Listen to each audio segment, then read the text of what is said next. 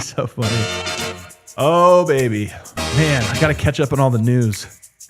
We'll catch you up on it. You guys catch me up on it? Yeah, we'll catch you up. All right. Yeah. First 3 segments, you can catch me up on all the we'll take all the it. breaking news. 3 minutes. All right, yeah. Wait, what? 3 segments? What is up, everybody? Welcome to the DNVR Nuggets Podcast. Let's go. Live from the Xfinity studio. Throw them up, boys. Xfinity. Imagine that. Lock in a 5-year price guarantee. You can have 5 years. 5 years. 5 years. $70 million. $70 million. You can lock in for.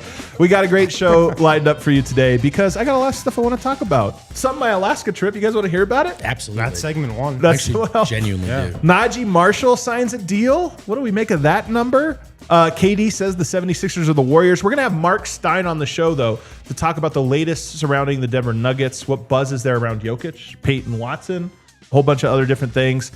But the real question I've been thinking as I was driving through the Wild, will the Nuggets offense or defense be more different next year? I think there's a case for both.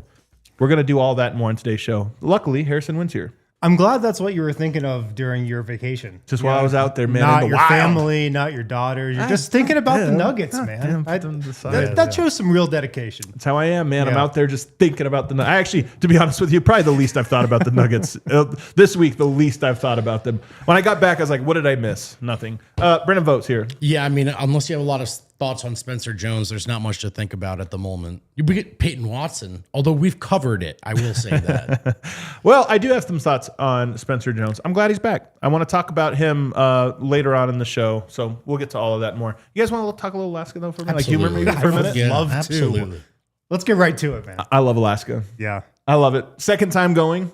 Okay. Road tripping with the family in an RV. Kale, but here's the highlight of it. Oh. The highlight of it. We're going I to Kale. love this show, man, because we meet so many great people, you know, over the course of the years. Go keep scrolling here for a second, Yeah, Kale, get before off you the get to that family. one. Get Go away ahead. Not from that them. one yet. Not the family, Kale. Just me and Harlow. There it is.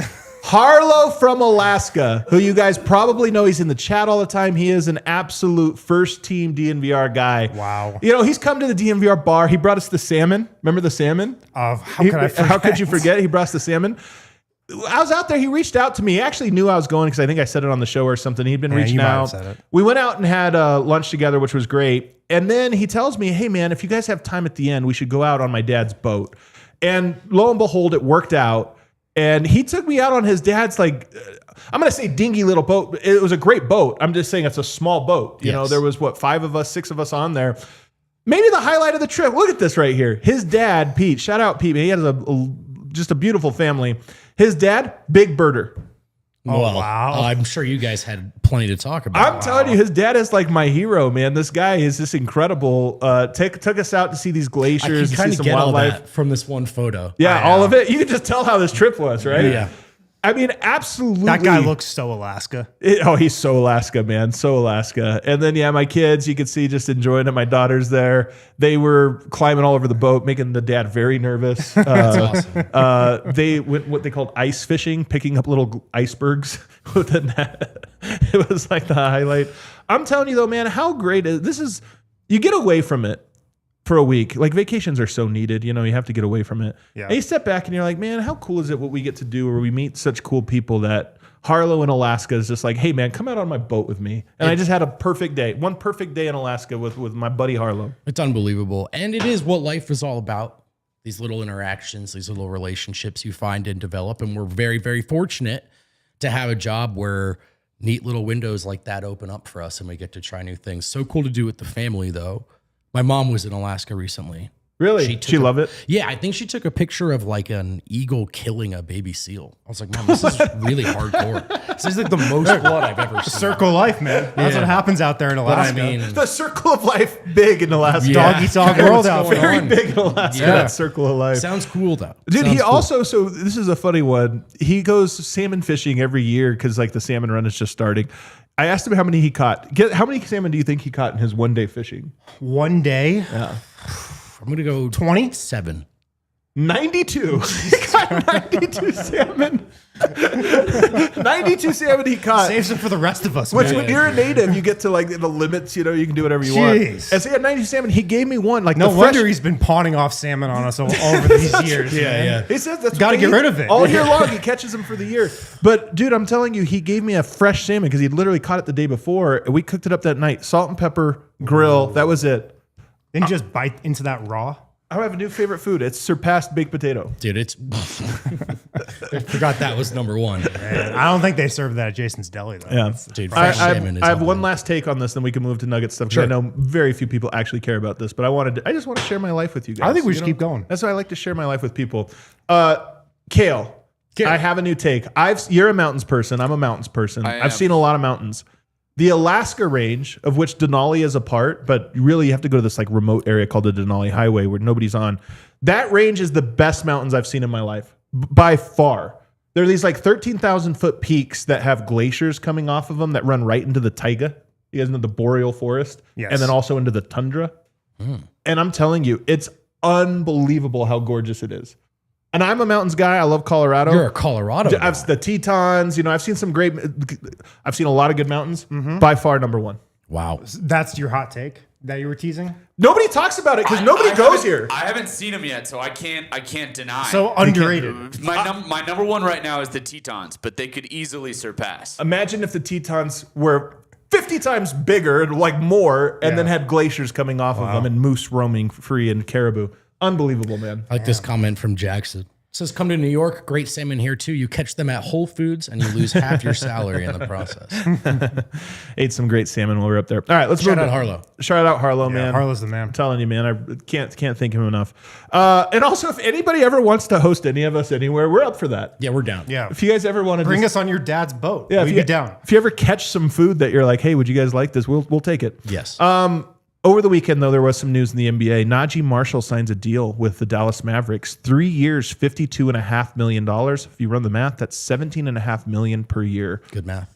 Well, I used a calculator. I did not do that in my head. That's why it's so correct.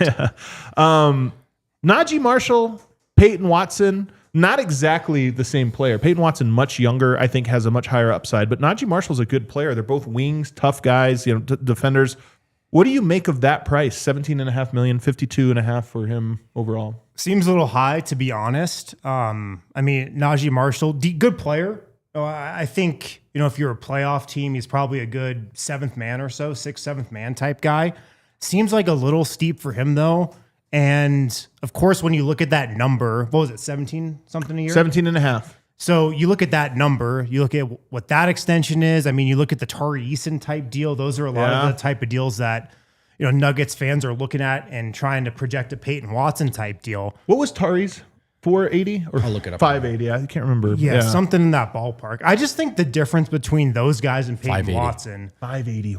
is that Peyton Watson's ceiling is just so different than especially Nnaji Marshall. I mean, Nnaji Marshall, 28 years old, I think we know the player he is and the player he's going to be the next couple of years. Right. Peyton Watson's his ceiling, offensively and defensively, I just think puts him in a different discussion than even both those guys. Yeah, yes, I agree. I think that's the right way to frame it. Ceiling. I mean, I think they're comparable players now. Peyton, a much more efficient outside shooter, obviously. Nnaji really good at getting himself to his little floater and getting himself to the rim. Do you see the numbers on the amount of floaters he takes? It's like third or fourth most in the NBA, something like that. That's crazy. And on a per minute basis, I think it might be number one. But yes, I think Harrison's right. With Peyton, what you're buying here is that he's 23.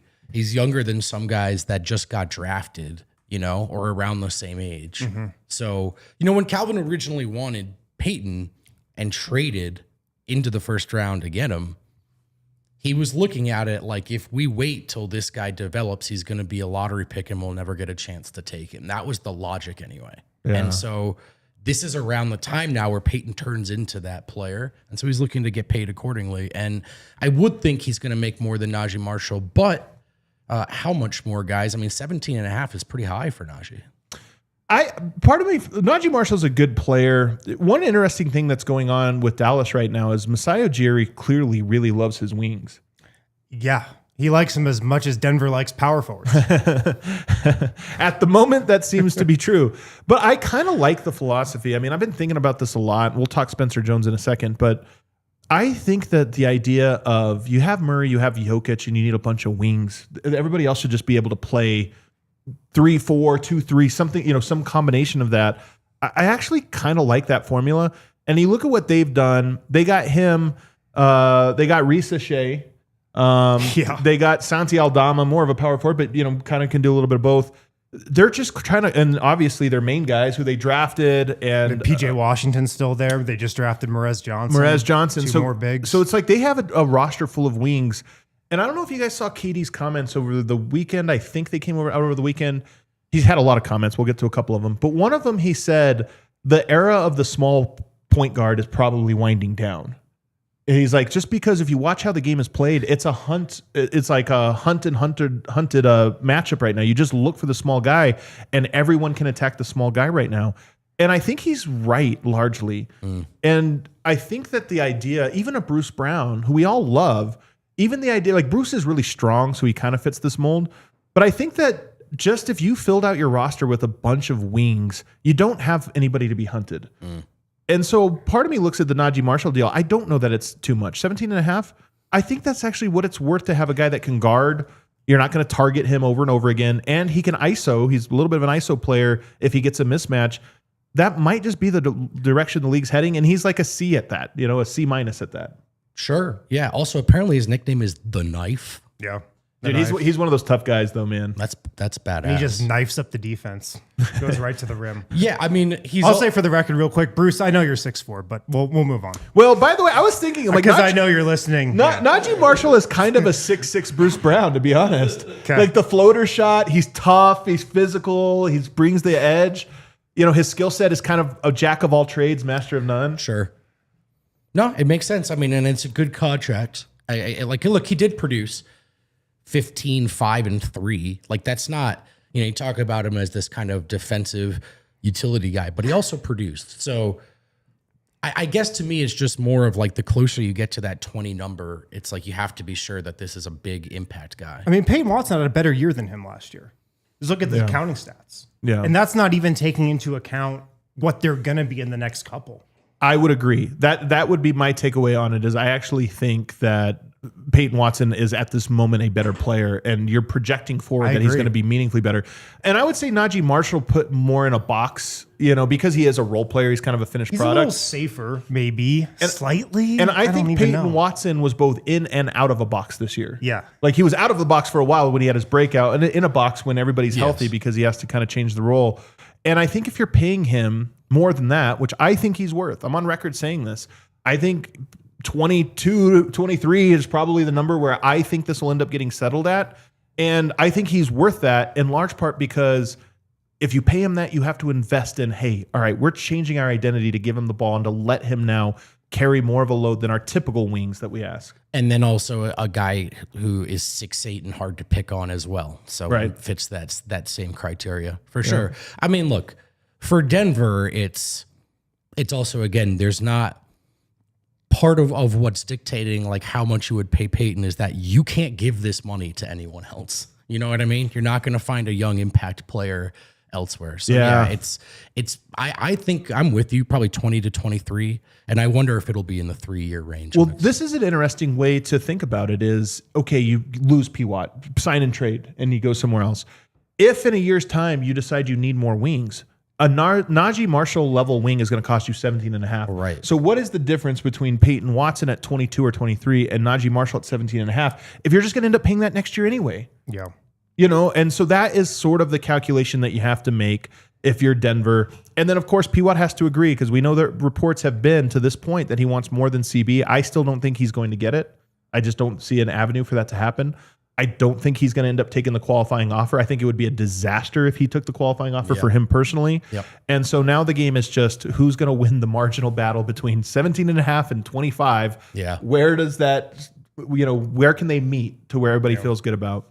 And I think if you also look at Dallas, I mean, they only have one is Kyrie even on a max? They only have maybe one max guy on their books right now. They're in early days. So maybe it was even a little bit of an overpay by them just to keep a guy they like. They have Ricochet, who I think they have to make a decision on by like October 31st or something like that for next year at $17 million a year. I think they'll decline that. You think so? Ricochet at $17 million? Really what it is. Yeah, I think they'll decline that. Well, it's just the option to be able to keep him and then maybe extend him further for cheap. I mean, I bet they decline that, then get a multi-year deal done for cheap, probably. Yeah, maybe. We'll see what happens how the there. years They go, have too. I'm some- not in the Ricochet business for $17 million. I don't care what kind of team I've got. All right. Well, we're in the Marc Stein business, so we're going to take a break. And on the other side, we're going to talk to our good pal Marc Stein and get the inside scoop on Peyton Watson. Will the Nuggets be a second apron team?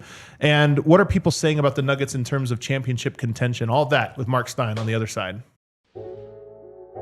Hey athletes, weekend warriors, and anyone who loves to move. For those experiencing any sports injury or chronic pain, the Common Spirit Mountain Region is home to an incredible sports medicine program, including their new sports center, Common Spirit Health in Parker. The team of qualified and passionate providers specializes in the diagnosis, treatment, and prevention of sports-related injuries for all athletes, including your Denver Broncos players. Their experts understand the unique demands your body faces, so you get personalized treatment plans, combining things like physical therapy, injury prevention strategies, and strength training. This isn't just about fixing what's broken. It's about preventative care, performance enhancement, and getting you back to peak condition safely and quickly. Don't let an injury keep you on the bench. Or even better, get proactive about your health. For more information, visit mountain.commonspirit.org. Common Spirit Health, official healthcare partner of the Denver Broncos. I also want to tell you guys about Quince. You know, it's fall season. One thing you love is that everything at Quince feels great. The days are a little bit more relaxed this time of year. You find yourself reaching for that same comfortable go-anywhere pieces of clothing again and again. It's why you're going to keep going back to Quince. They focus on well-made essentials that naturally become those everyday staples you actively live in all season long. Quince's 100% European linen pants and shirts are breathable, easy to throw on, and the summer upgrades your rotation needs starting at just $34. Their tees are soft enough to live in all day, and the lightweight cotton sweaters are exactly what you want with summers cooling down. I'm telling you, they have like 5,000 things you can pick from if you go on their website. It's not just a small selection. You're going to find something you like there. Make your summer wardrobe easier. Go to quince.com/nuggets for free shipping on your order and 365 days return. Now available in Canada too. That's QUINCE.com/nuggets for free shipping and 365-day returns. Quince.com/nuggets. All right, we are joined now by Marc Stein of the Stein line of the All-NBA show with myself, Tim Legler, and Marc Stein, and it's also from DLLS Mavs. Marc, are you there? Can you hear us? Gents, I'm here. I'm crossing my fingers that my audio at least will hold up because we had some technical issues this morning on DLS, so I hope you can hear me. You sound great, man. great, We got That's super where I producer- am. We That's got where I super am. producer Kale on the job, so he's got you. If anything happens, we just blame him. Yep. Where are you right now? Are you on vacation? Are you still stateside? I am still stateside. I left. The heat of Dallas broke me. I had to escape for a few days. But man, just save me. I have questions at the end after you guys asked me all your questions. I mean, you guys had someone bring salmon to the show. Like, that is the greatest thing I've ever heard. Yeah, we do it So a little just say- different in Denver, Stein. A little different in Denver here. Just save me some time at the end so I can ask for some clarifications on a couple things. We'll get to that. I want to start though by just an update. You know, and is update even the right word? Is anything actually happening with the Denver Nuggets / Peyton Watson contract negotiations? Or is this thing just fully in a holding pattern and we should expect it to remain in a holding pattern for quite some time? I think what we can safely say is the angst of Nuggets fans of the DNVR chat, that is certainly percolating. And I don't blame anybody because restricted free agency absolutely sucks. Yeah. It sucks most of all for the restricted free agent. But look, I can't shake last summer where Kuminga and Giddey and Cam Thomas and Quentin Grimes, it basically took all summer for those things to resolve. And in Kuminga's case, it actually strayed into the first day of camp and the Warriors couldn't sign their other guys because they had to wait to do Kuminga first. And the Warriors had to start camp practices without their full team. So this is not fun. I sympathize with everyone who is losing their patience, but the reality is there's no cap space out there. And so it is very difficult for Watson's camp to generate something that will make the Nuggets move. And unfortunately, this is just the way it goes. And it is, quote, happening every day and will be until there's a deal. But yeah, it ain't fun, man. It ain't fun. Mark, from what you've been gathering, like what's your sense on the Nuggets interest level and still wanting to keep, P. Watt here? Because they've said from the onset of the offseason, it's their number one priority. So like, just from what you sense, do you think that is still the case, that they definitely want to bring him back? I mean, obviously for the right price, but with kind of the sign and trade noise, do you think that bringing him back is still kind of plan A for them? I do think they want to keep him. Don't think they want to lose him. But let's just be honest here. And you guys live this every day, so I know I don't really need to give an in-depth explanation here. Christian Braun being signed to a 5-year deal at $25 million per, there's no way to pretend that doesn't exist. Yeah. And if you're Peyton Watson, you naturally want a deal better than that. Because even though the sample sizes were small, if you're the Watson camp, you're going to point to January and how well you played and say, that's the guy, that's who I am. And naturally, the Nuggets, who, as we speak, are the only second apron team in the league, they're looking at the fact that there's no cap space anywhere. And, Peyton, like, you're the restricted free agent. It's incumbent on you to go out in the marketplace and get that kind of contract if that's what you want. And it's just really hard to do. So eventually this is going to move, but you can understand why on the player side of this, I mean, I've consistently heard the offers are in the 16 to 18 million range in terms of annual average value. Like, you can understand if you're in Peyton Watson's shoes, you wouldn't want that. You would want more. But the uncomfortable reality of restricted free agency is it's incumbent on the restricted free agent to go out and generate more. And you guys see the same marketplace I do. Like, how is he going to do that? I think that if Christian Braun had signed last summer for $20 million, Peyton Watson would be signed right now for $20 million. And I think that a lot of this has to do with, that it's not a coincidence that the early reports were he wanted more than Christian Braun. And so my question is, I'm putting you on the spot, but you've been covering the league a long time.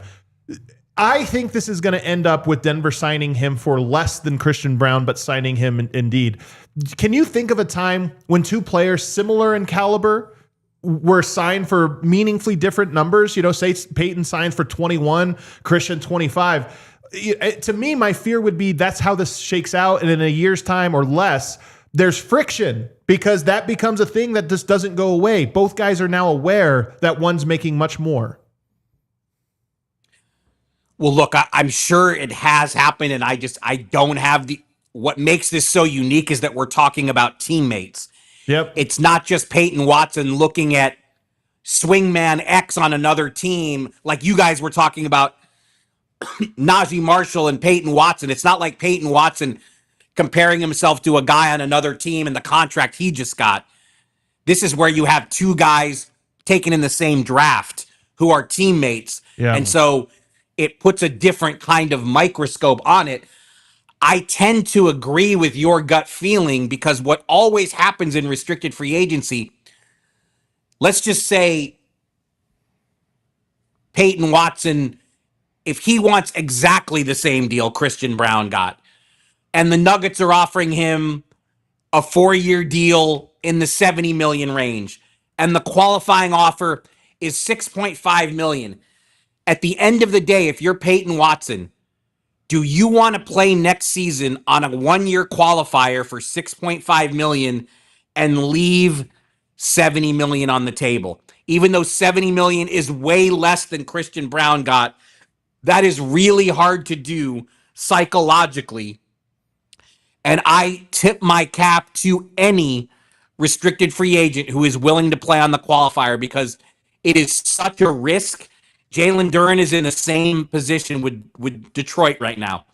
If you're Jalen Duren and you just had an all-NBA, all-star season, you want to play the qualifier on $10 million, or are you just going to take the most you can get from Detroit? It's really tough to ask someone to leave millions on the table, even if it's far less than they were hoping for. So, and look, that's why I keep saying restricted free agency is brutal for the player, and the teams know it, and the Nuggets really have the leverage here. So it just makes it uncomfortable for everybody. I want to ask about the Nuggets being a second apron team, because I was reading Bobby Marks's report on ESPN today. Only 4 teams have ever been second apron teams, ever. 4. The Nuggets would be the 5th one if they sign Peyton and don't lose anybody else. I have a hard time buying that's even a possibility, but what would you say is the possibility? And again, just your own gut feel, knowing the Cronkies and how they operate. What are the chances they are going to be a second apron team next season? Well, the fact they matched Spencer Jones, look, there was a lot of skepticism around the league when that offer sheet was tendered.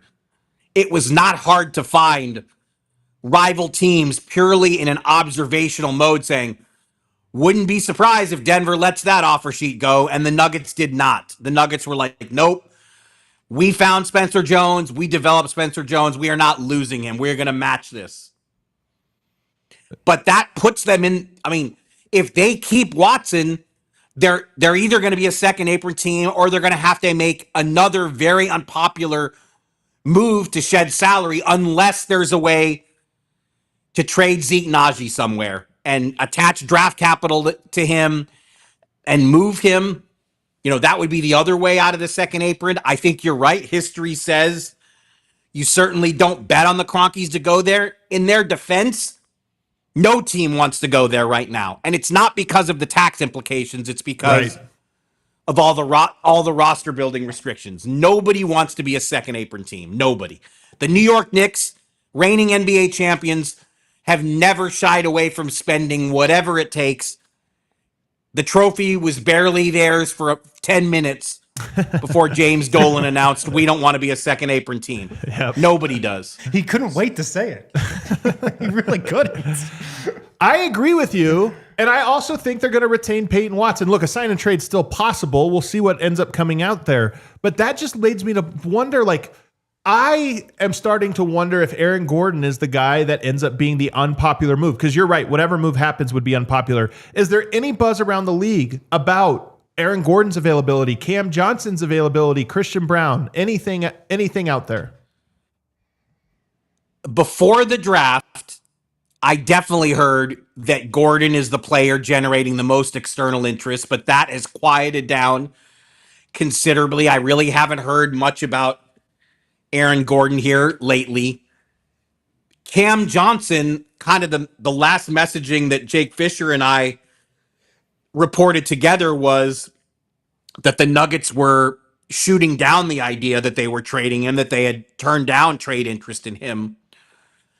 I have to think their preferred scenario would be finding a trade home for Zeke Nnaji. But again, you know, if you do that, you're attaching draft capital, and the Nuggets are not exactly teeming in extra draft capital. Right. So whatever the outcome is, if they keep Peyton Watson, it's probably going to be a trade. I'm going to go out on a limb and say it's probably going to be a trade that the DNVR Nuggets show does not approve of. I mean, there's not a trade you could put together that a realistic one that we would approve of. And that's why I'm saying losing Peyton Watson would be unpopular on the show. Everything would be losing Aaron Gordon for nothing would be situation. unpopular on the show. And I just feel like losing Cam Johnson for nothing would be unpopular. And that's why I say I don't see a good one. Aaron Gordon's salary is too big to just trade. You can't just trade him for nothing. Like that. You know, even Cam Johnson, like it's a very limited number of teams that could just absorb that. Like Milwaukee theoretically could. They've got a trade exception big enough, but like even trading Cam, you know, you can't just drop that salary off your payroll. I mean, yeah, the options are not appealing. Yeah. But I mean, you guys tell me, you guys live this every day and I don't. Yeah. I mean, losing Peyton Watson would be pretty damn unpopular, wouldn't it? I mean, you guys would be pretty disappointed, I imagine. Yeah. I mean, it's just the situation they're in where they're going to have to make a move.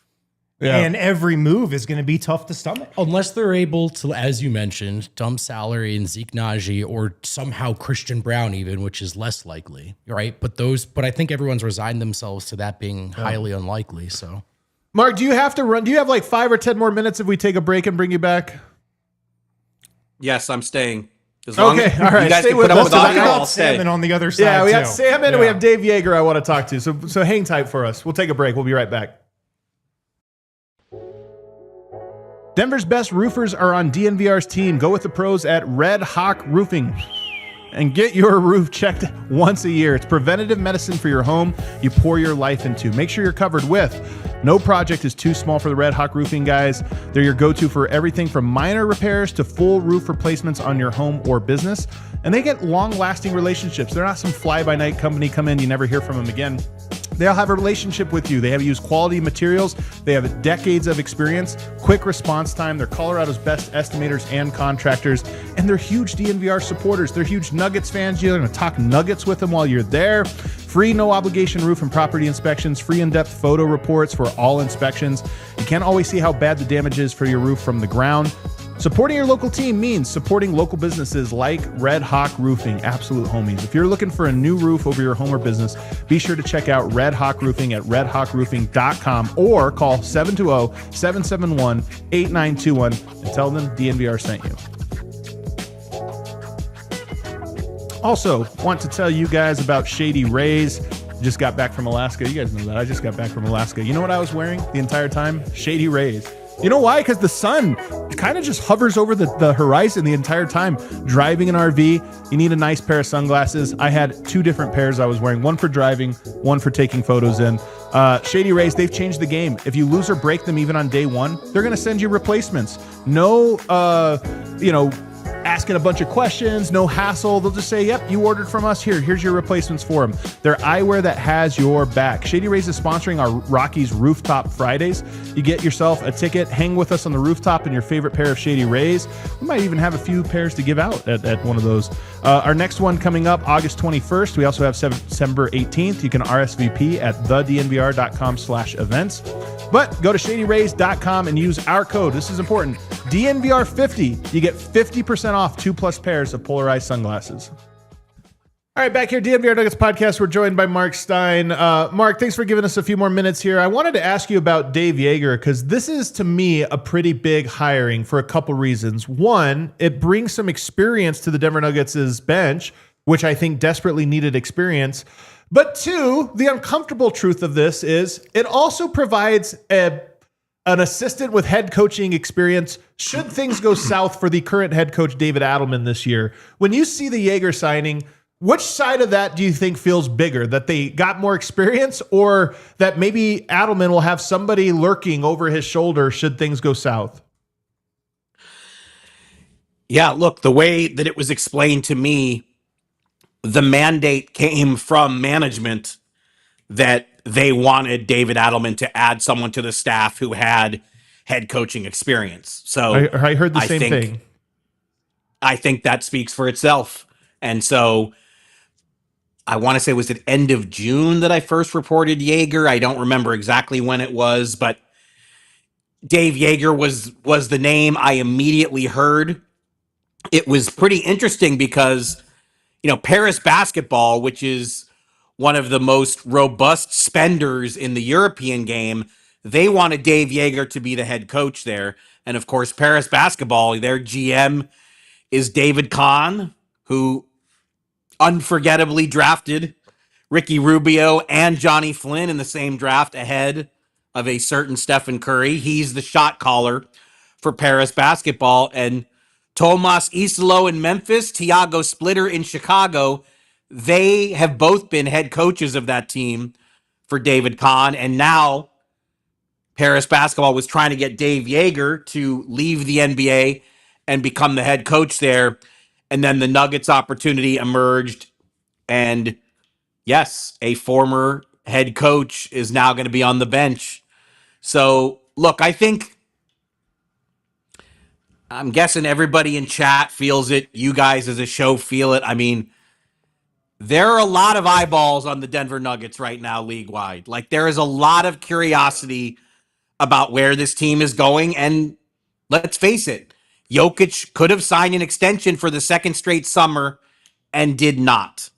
And even if that is 1,000% motivated by the finances involved, it's still going to get other teams whispering, monitoring, pick your adjective, but this is going to be a topic. It just is. There's no way around it. So, yes, I think there is a great deal of external interest beyond the 303 in the Denver Nuggets in the 2026-27 season.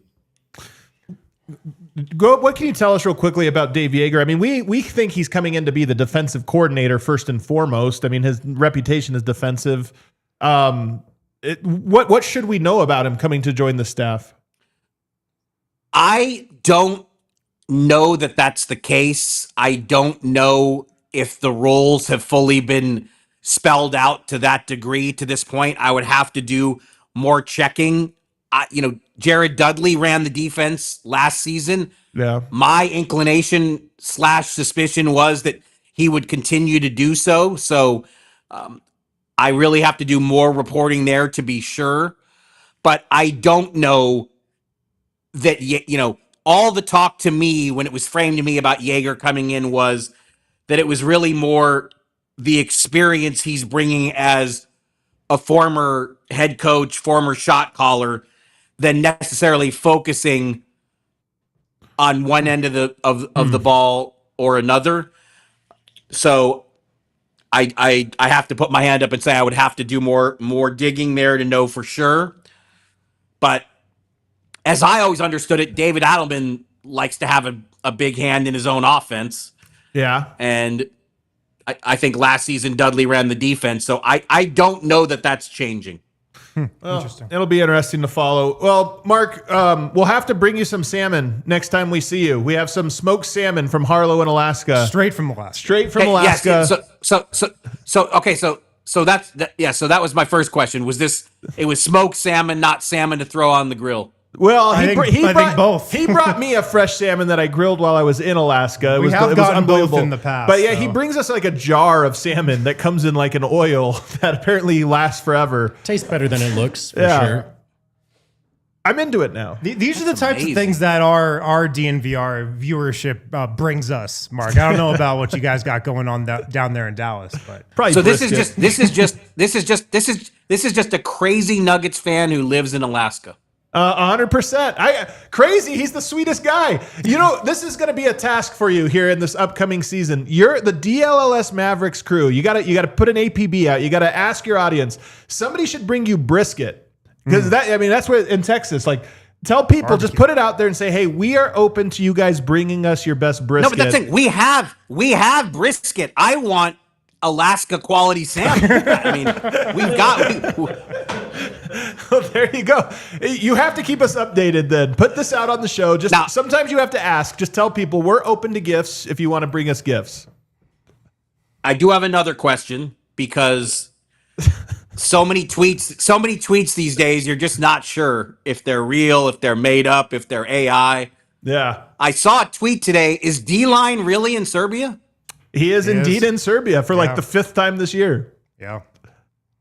Practically lives there. Is he on assignment or is he just vacationing there or what? Like, Well, I don't know if you know, he has a wife in Serbia. So he's visiting his wife. And also On assignment as well. on assignment because he will be catching a friendly between Wemby's France and Jokic's team Serbia while he's out there. So they play a friendly game here in a couple weeks.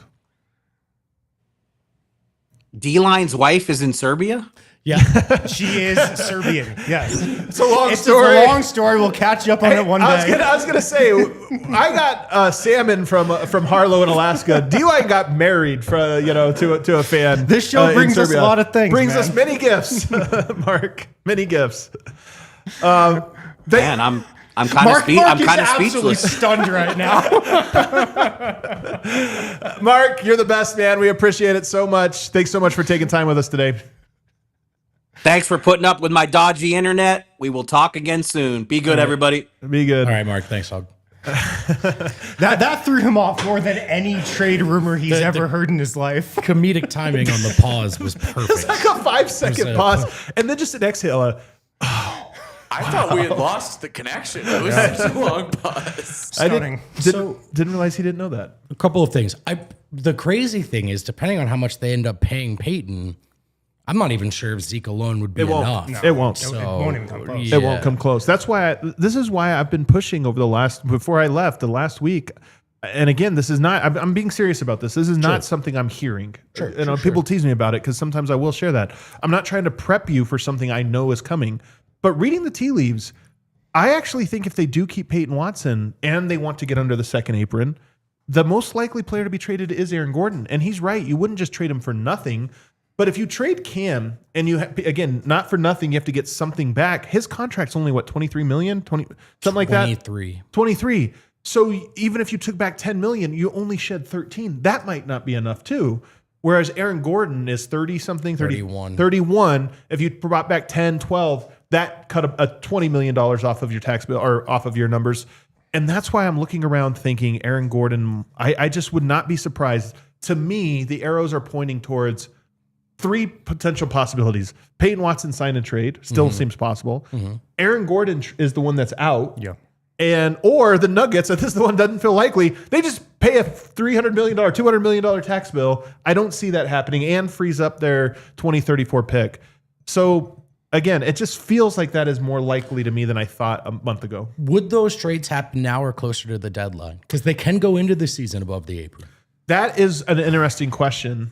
And I think the fear you would have if you're the Cronkies is, can you really go into a season? What if Aaron Gordon gets hurt? No. He has hamstring injuries. I don't think you do this at the deadline. I just don't see that as a viable path. Right. I just don't, man. I do see a Zeke Nnaji trade at the deadline. Sure. I see something of that nature. But Cam or Aaron. But Cam or Aaron, to me, I No. just don't think you risk. You're setting yourself up for failure, man, for this season. Every little thing can go wrong for you in a way that you're like, crap, now we can't trade. Right. And now we're really screwed. And Think about the inner dynamics of the team. If they go that route, it'd be a disaster.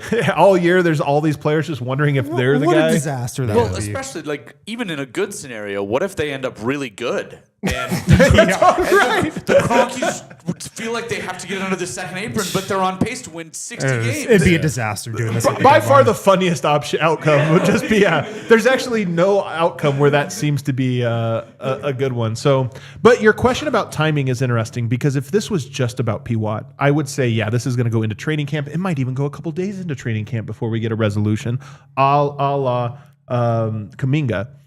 But because Denver would also have to make trades, and teams aren't looking to make trades after they've started training camp, they want to know.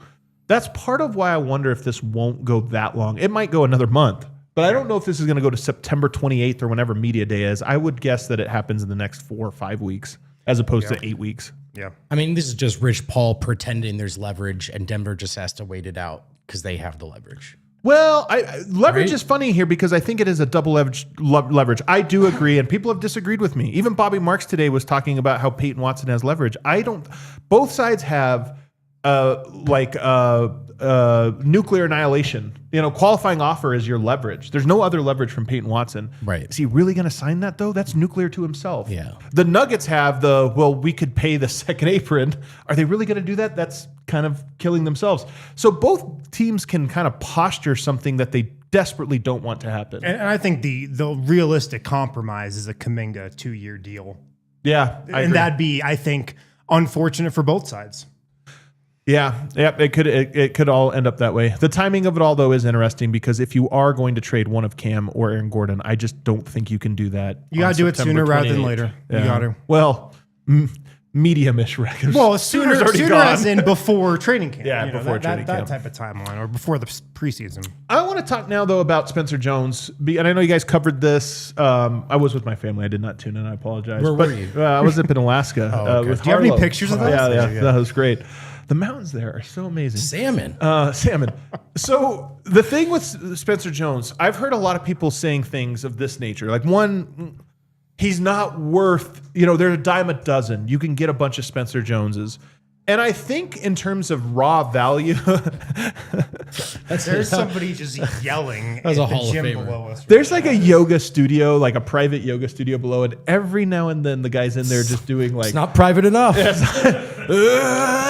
He is letting out the demons. Like, sometimes I feel the need to do whatever he's doing. now. The noises are I gotta hard sign to, up for that class. hard to ignore. In terms of raw value, I think Spencer Jones is probably like, yes, they're a dime a dozen, but then you look at like the niche type of player, because you can get like Bruce Brown might be considered in this category of, yeah, there's other Bruce Browns.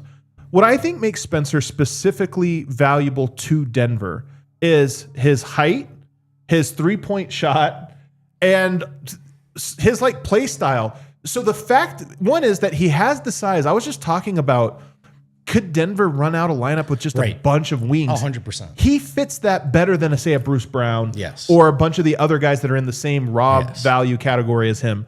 He fits that. He does shoot the three. He doesn't want anything more. And so I actually think he's a guy that I'm very glad he's back. I think it was good that the Nuggets brought him back. And even if they do, worst case scenario, lose an Aaron Gordon, I actually look at it and say, you're starting to piece together a Peyton, a Spencer. Those are the types of players I actually think you need 4 or 5 of. And you were heading towards the Peyton Watson or a starter choice either way. That's the thing. Yeah. And here's the other thing is, even if it is in a vacuum and overpay, it works both ways. You're retaining Spencer. You're going out onto the market and limited to minimums. So even if you think Spencer's not quite worth that much, I think he's worth a little more than a minimum. You wouldn't have been able to replace him. So I just think I think it would have been uncompetitive, frankly, to let him walk. And like Mark framed it pretty well. There was some fear it would be that would be the case. And I took it as, in a relatively contained way, encouraging that they were going, no, this. Jesus Christ. Can you guys hear this? Kel, can you put them? They can't, right? Can you put a condenser mic near the floor or something? That one People was a need bit. to hear it. That one was a bit. We're I think getting we should go praised. out back to the Xfinity mobile call online and get this guy on. It sounds like a man is having a baby. That's just the That's best about way what it to would sound describe like. it. Yeah. That last Anyway, one we'll was try to keep our composure Kale, here. will you go to NBA University's page and look up? They had a stat with like best 5-man net ratings. Did you guys see this? It came Yeah. out while I was gone. Did you pull it up the other day? No, I don't think we pulled this one off. Look for it if you can, because it came out in the last week. But on there was a lineup, and I'm going to mess it up a little bit, but I think it's Murray and Jokic, and I think it's Cam Johnson, Spencer Jones, Peyton Watson. What is that lineup? Murray, Jokic, 3 6'8" guys. Yeah. And it was like 380 minutes, not enough to draw too many big conclusions on. I still think Aaron Gordon is great, and losing him is going to suck if it happens. But there is something too. If you told me Julian Strawther is 6'7", Christian Brown is 6'6", 6'7", you just get enough of those types of guys, and I'm like, you know what? Your lineups are kind of consistently long at nothing else. Yeah. Oh my God. He just yelled. You guys just have yelled to at have heard you, that yeah. one.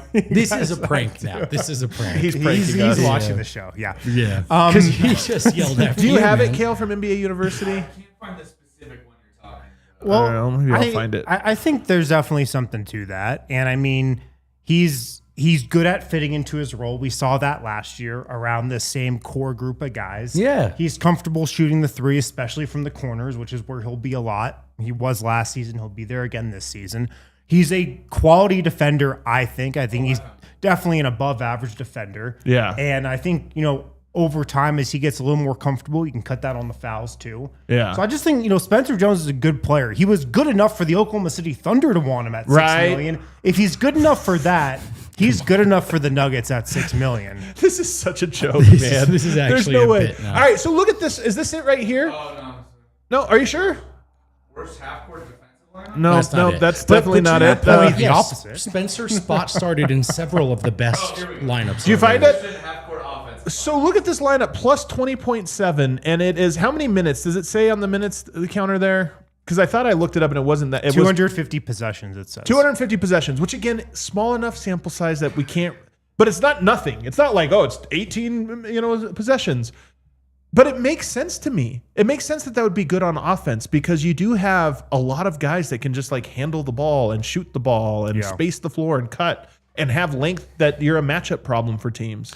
Yeah. I mean, he had a 20-point game in an elimination game in the playoffs. Like this guy makes an impact. Look at and below that you have Julian Strother in there in Peyton Watson's role, plus 14.7, but it's the same identity. It's Christian Brown, Julian Strother, Cam Johnson. The question is, can it defend? And then right below that, you have another one, Christian Brown, Cam Johnson, the starting lineup. So those three lineups to me all represent the same mold that I just wonder if Denver is looking at and saying, if we are going to change our offense, this is what we're going to become. Well, I also just think even if you retain Aaron Gordon and it's about like, well, we have to be able to do Aaron Gordon-like things, but he can't play 40 minutes, Yeah. The proof is in the pudding that you can spot start Spencer Jones at power forward. You know what I mean? So in either case, whether it's about reinventing yourself or reinforcing the pre-existing structure, Spencer's a fit. The other thing about matching this deal and why I'm so glad the Nuggets did it, like there's a public perception part of this as well. I don't know how much the Nuggets really care about that, but they've had everything thrown at them this summer so far in terms of the trade rumors, Yoke not signing the extension, wanting to get under the second apron. And for them just to kind of like stand firm and be like, no, we're matching this. Yeah. And I don't know if you guys saw, but Kevin Demoff, the president of KC, even put out a tweet that was like, what did he say? You can update that LinkedIn or something to Denver again, or like, kind of stunting on it. The Nuggets, like, they were proud of matching this offer sheet because I do feel like there's been so much negative energy thrown their way so far this offseason. It was good for them to, like, quote unquote, win one of these. Can I make one plea though to Spencer Jones directly? Yeah. Kale, close up. That camera. There we go. Spencer, please drop the LinkedIn bit. It was fun. It was fun for a time. We took it for a spin ride and we had a good time. $12 million. $12 million. Also, LinkedIn, you are above it. You go to LinkedIn because you have to be on LinkedIn. That's what I'm saying. You have to be on LinkedIn because it freaking sucks living in a corporate world. Nothing is more like inhumane, like dehumanizing and worse than corporate culture. You don't have to do it. And LinkedIn is like where people go to like decorate corporate culture. It is the worst thing on earth. And going there, like, you could go to Reddit. You could go to MySpace. You could literally go anywhere else. It would be less soul-sucking. And all of these platforms are soul-sucking, by the way, all of them. LinkedIn is by far the worst one.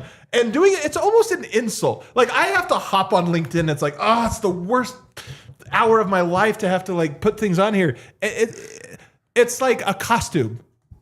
Is this too much? Am I going too hard? I can't take it. I agree with your general sentiments. It's a costume. It's fake. What isn't fake, though? But from these athletes these days. Put on a different costume. Go to Twitter. Just go somewhere else. LinkedIn sucks. And the fact that it's like, hey, I'm fun too, guys. I'm on LinkedIn. I'm like, no, that's the worst thing I have to do in my life. Kale, can you put the close-up on me really quickly? Spencer, keep going on LinkedIn, man. Keep posting away. Keep making connections. Oh, corporate win over here. Networking. Oh, corporate win. Because I'll take this over nothing because I think Spencer Jones has actually shared some pretty insighful stuff about the process. It's not about the content. It's not the content. The content's been fine. I like it. Yeah, I mean, it's nauseating. I think most stuff athletes put out these days is. I'm glad we're getting that over nothing, though. Kale, can you put the camera on me? Spencer, just don't use ChatGPT. If you need a ghostwriter, I'm available. That would be an incredible job to ghostwrite Spencer's LinkedIn post. I actually really want that job. All right, quick either or for you. Spencer Jones' LinkedIn or Jared McCain's TikTok? You have to pick. Oh, I'm taking Jared McCain's TikTok. Oh, get out I'm of here. taking it. Get I'm taking Jared McCain's TikTok. Oh, my God. I'm taking it over LinkedIn. Get out of LinkedIn here. is my least favorite place. I think actually Just wait for it to hit Twitter, man. LinkedIn is don't worse have than to like go on Philadelphia. LinkedIn. It's worse than anywhere. Which one do you think is a truer expression of joy and self? I'm going McCain. Yeah, of course. I Yes, don't at least know. he's I don't dancing know. and happy. Is And he? by the way, Is he? also very short. Very 20 seconds, it's over. LinkedIn. Oh my God, this is horrible. Any closing thoughts here? I do think so. It's interesting that Mark was able to just, kind of expound and say explicitly that he had heard it was management's edict that he go get more experience. Then I think outside of that, I think Joerger is someone that Adelman liked. So it's like it was management's sort of, mandate, but it was I think in some ways still an Adelman hire. And I think he at least that it's Dave Joerger. I think he likes that, is comfortable with that. Yeah. I thought along the similar lines, the fact that, and again, he's not reporting on this, but I am curious, and I'll pry around personally, is he in here to be the defensive coordinator? Because to me, that makes sense. If he is in here, if Dudley is still going to run the defense, is it really just a straight coach's coach? He's there to support Adelman in all things, not necessarily one thing. That would be very interesting to me. He'd be like special teams coordinator. Specialty. Because that role in the NFL, you're doing special teams, but you're also more of just a manager, organizer guy. Well, do you remember Bob Weiss was brought in to Yeah. basically be the Malone's coach? Like he coaches Malone on how to be a coach or whatever. Right. Maybe that's Joerger, but again, that would be an interesting hire to me. I would be a little more settled if it was Dave Joerger, just defensive coordinator. Me too. I think that would sound better to me. And I do think that the story of, well, if things are going south, there is a head coach right there on the bench that we could. I just think that can't ignore conversation would be very loud if the Nuggets are struggling halfway through the year. Absolutely cannot ignore it. And I think Adelman knows it. So, I mean, it's like the pressure's there. It's there. And he's going to be coaching for his job with his potential replacement right by his side. Yeah. We have super chat scale. Jackson. Why? 1986. P-Watt has been low-key injury prone for a guy that's young and didn't really have to carry that much in his first years, but I love him. Keep him. Yeah, I honestly think it's a good signing, man. I like him, and I think he's going to have a good year. The injuries are a concern for me, though. I mean, they are a concern for everybody. Now, is anybody not injury prone other than Yoke up until this last year? Yeah, Which is, I think, all the more reason why it's risky to go out there and play on a qualifying offer right now. Sure. You can't do it. Soft issue. Well, the qualifying offer, soft tissue I really cannot see that. Well, do you know what your hamstring attaches to? Oh, no, Your no, ACL. no, And this is the thing, is it's not just about recurring hamstring injuries. It's that you've weakened a muscle that stabilizes your ACL, which is, again, another. There's just too many risks for players, man, to go out there. Tough. Some just does seem different too about the nature of the hamstring stuff. Not just the frequency of it, but the nature of it. Well, the other thing about P-Watt is he's not like Jalen Duren, where the Pistons have to play Jalen Duren. They have to start him. They have to feed him. They have to do all that stuff. The Nuggets could go into a qualifying offer year and say, okay, you're off the bench. You're not playing a ton of minutes. You don't want to give us your full effort because you don't want to hurt yourself. We don't want to feature you. You're just going to go somewhere else. It's a bad situation for everyone if that happens. Right. Go play it. You can go try next year on lower market value next summer, potentially. History Channel 5280. Mark, help me with a marital dispute is, quote, the old guard, end quote, a common phrase outside of sports. What have you heard from your sources? Man, that's an interesting one because I do think it is a phrase used outside of sports, but I think you use like old timers and different things. Old guard is most commonly in sports. Yeah, I think it can mean previous regime. Totally. Across other things. The old guard. Yeah. Yeah, it's also, there's a Shin song with old guard. And you got to be kidding me. He's not, there's no way this is an exercise. Are you getting branded? That is what it sounds What like. could cause that noise? It's Peyton Watson's agent. Upon hearing the news, he got a 5 for 70 offer. Christoph, I don't have a boat, but no need in Sosnowiec. Yeah. All right. While we're going. there, we can visit the Polish Colfax. Maybe that is the Colfax. Is that the Polish Colfax? It might be, yeah. He might be going Sosnowiec. Fellas, fun hanging with you again today. Apologies. We made the headline topic something we didn't discuss. Oh, that's never happened before. So we're going to have to change the headline. But guess thing what we we're have talking about tomorrow? All week. Everybody hit the like button for us on the way back. Shout out Harlow in Alaska.